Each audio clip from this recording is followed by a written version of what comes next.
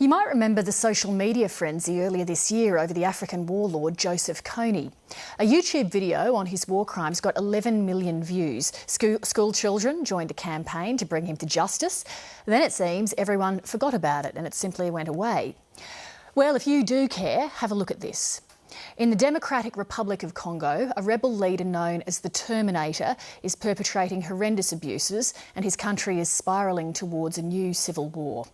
Africa correspondent Ginny Stein filmed this report from inside the Congo. Somewhere in these hills is Bosco Ntaganda, the Democratic Republic of Congo's most wanted man. Known as the Terminator, he and his troops are charged with recruiting child soldiers and leading a massacre that killed scores of people. An international warrant has been issued for his arrest. Bosco Ntaganda is a man who has been operating in eastern Congo for the last 15 years, moving from armed group to the Congolese army to another armed group.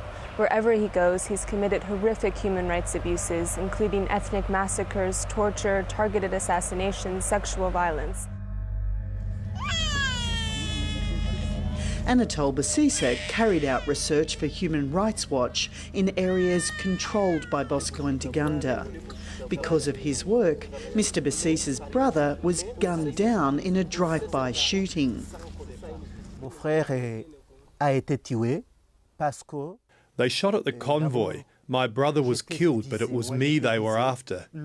It was thought that I was in the convoy, but I wasn't. That is how I was saved.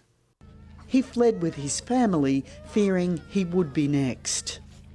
Especially since Bosco Ntaganda was made a general in the Congolese army in January 2009. He started a campaign against his opponents and against anyone who spoke out against him. These people were then assassinated, abducted, disappeared, arbitrarily arrested. We've documented dozens of cases of people who have been killed or disappeared.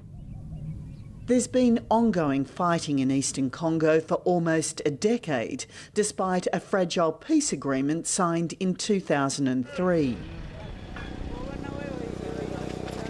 But in the last 6 months, hundreds of thousands of people have fled their homes as war has erupted once more. I never saw anyone. I just heard many bombs and I knew immediately that I had to run. Rumangabo is about 2 hours north of Goma and just a few kilometres from the front line. This UN contingent recently arrived to offer some protection to those fleeing. I had no money to escape any further.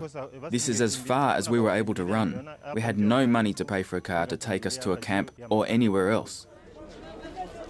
The speed at which conflict has resumed in resource-rich eastern Congo has caught many by surprise and raised questions about who is stoking the fire. In this part of Congo, there are many armed groups and as many conflicts. But it's a mutiny within the government army that has destabilised the entire region and threatened relations between Congo and its neighbour Rwanda. Congo's problems should not be put on Rwanda's shoulders.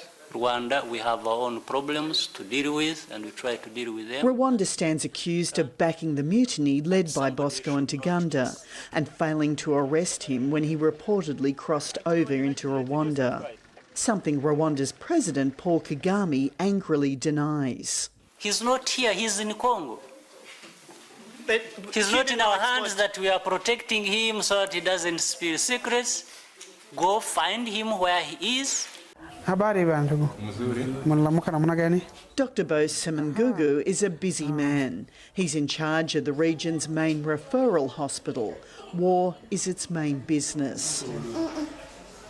He wants me to see one of his patients to see the brutality of this war laid bare. Brought in yesterday, this 40-year-old woman was shot in the chest and then mutilated where she fell. This woman was shot, he lay down, and now the soldiers, those rebels, came with a panga, machete, and cut the hand. In another room, a young boy is recovering after being speared through his chest. His father was away when fighting broke out around his village. He heard the fighting but couldn't get home, and when he did, he uncovered a massacre. I found the body of my wife with our baby on her back.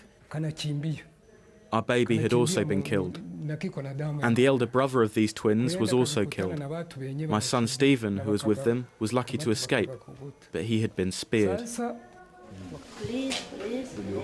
In this hospital, doctors and nurses who've seen so much of the worst that people can do try to heal the physical injuries are the latest in a long and growing line of war wounded. But these aren't your typical war injuries, and this is not a normal conflict. Here, the rules of war don't exist. The one hope now is that this conflict can be reined in before it spirals further into darkness.